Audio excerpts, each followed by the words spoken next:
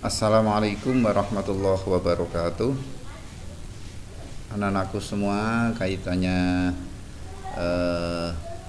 materi akidah akhlak kelas 11, yaitu pembahasan tentang sejarah ilmu kalam. Sejarah ilmu kalam. Oke. Sebelumnya di situ ada kompetensi inti. Kompetensi inti itu yang pertama kaitannya tentang aspek spiritual, bagaimana menghayati dan mengamalkan ajaran agama. Biasalah itu ajaran agama kita, dan kaitannya dengan ilmu kalam. Sebenarnya menghayati ini kan aspek sosial. Nanti hal ini bisa terlihat pada kompetensi dasar. Untuk kompetensi inti yang ketiga kaitannya dengan pemahaman, dan yang keempat tentang praktik. Nah, ini bisa dilihat bagaimana kita bisa dari yang spiritualnya, bagaimana menghayati dengan munculnya aliran-aliran terutama dalam peristiwa tahkim. Kemudian kita bagaimana bersikap untuk sebagai respon atas apa yang kita yakini. Kemudian yang aspek pengetahuannya, bagaimana kita bisa memahami, menganalisa tentang latar belakang munculnya aliran itu. Dan yang aspek praktek, bagaimana kita mampu menyampaikan kepada orang lain. Indikator bagaimana kita bukti untuk kemampuan kita gitu.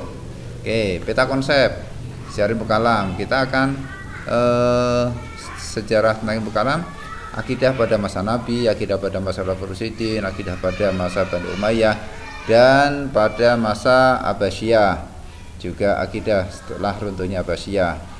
Kemudian di situ ada peristiwa tahkim. Oke, pada masa Rasulullah ini umat Islam masih bersatu. Belum ada firqah atau kelompok. Persoalannya, segala persoalan yang ada selalu disampaikan kepada Rasul dan mendapatkan penjelasan maupun putusan dari Nabi, dan semuanya bisa menerima dengan baik. Kemudian pada masa Khalifah Abu Bakar, persatuan umat Islam masih bisa dipertahankan meskipun sempat muncul beberapa nabi palsu dan keengganan membayar zakat. Tetapi ini tidak berpengaruh pada akidah untuk selanjutnya. Kemudian pada masa Khalifah Umar, persatuan umat Islam masih bisa dipertahankan karena ketegasan dan kebebasan khalifah mengenai keadilan bagi masyarakatnya. Jadi firqah yang akan muncul tidak akan mampu pada masa Khalifah Umar bin Khattab. Kemudian pada masa Khalifah Utsman bin Affan, reformasi pemerintahan memicu perpecahan umat Islam. Apa reformasi? Kaitannya dengan mempekerjakan ataupun nepotisme seluruh pekerja, seluruh apapun yang dari khalifahan adalah dari Bani Umayyah itu. Sebenarnya pada 6 tahun pertama pemerintahannya masih terkendali dan mengalami kemajuan pesat. Tapi 6 tahun kedua situasi politik tidak stabil, dan puncaknya terbunuhnya Khalifah Utsman bin Affan, yang dikenal pada saat itu ada fitnah al-kubra. Pada masa Khalifah Ali bin Abi Thalib, masa perpecahan umat Islam, perang Jamal dan perang Siffin.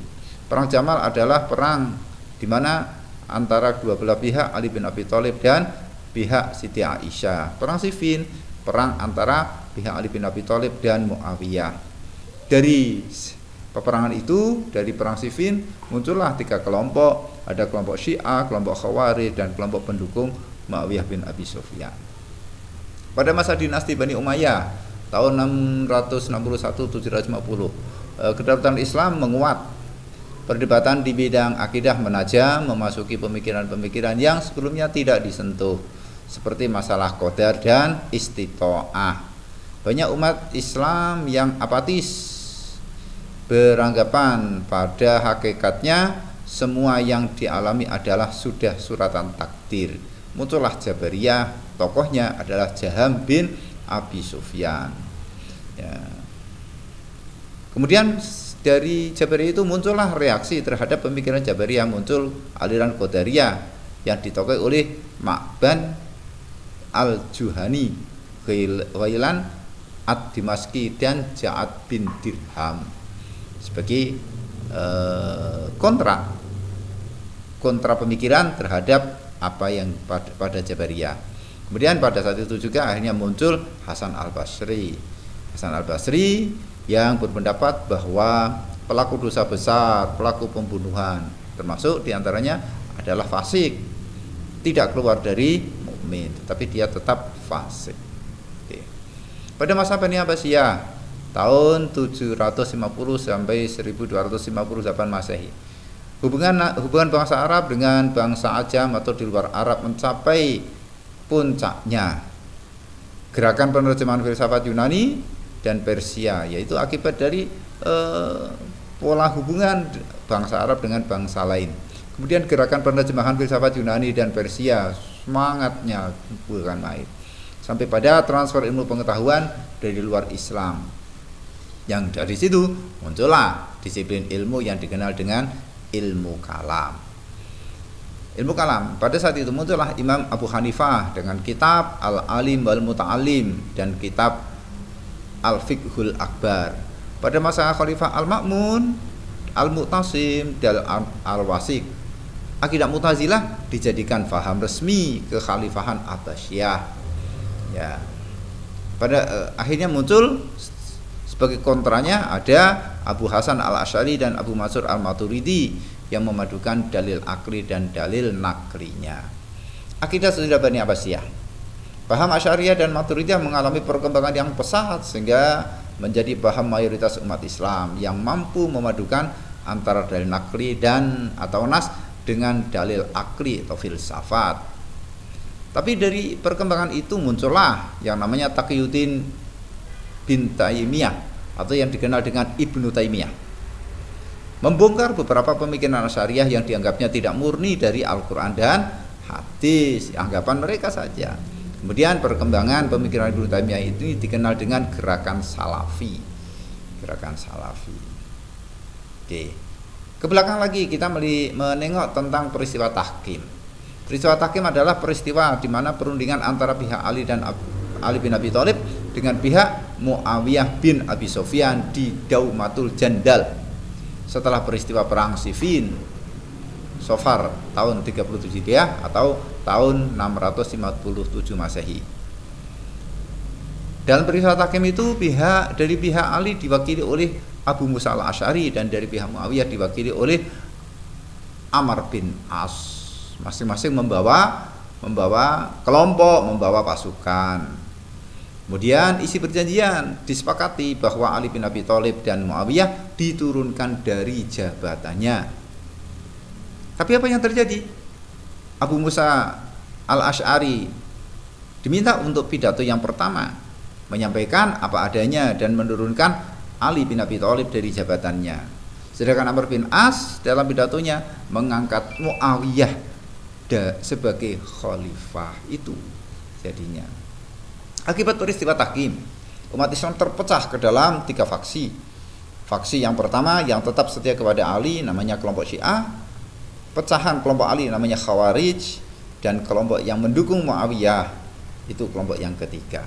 Awalnya hanya memperdebatkan urusan politik, tetapi kemudian merambah ke ranah akidah. Khawarij mengkafirkan Ali, Muawiyah, dan Amr bin As karena dianggap telah mencampur adukan antara yang hak dan yang batil.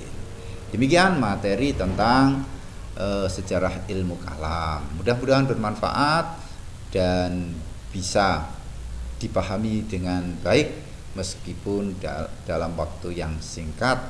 Dan silakan untuk bisa subscribe, juga memberikan apresiasi dan juga merangkum kalau bisa. Oke. Terima kasih dari saya. Assalamualaikum warahmatullahi wabarakatuh.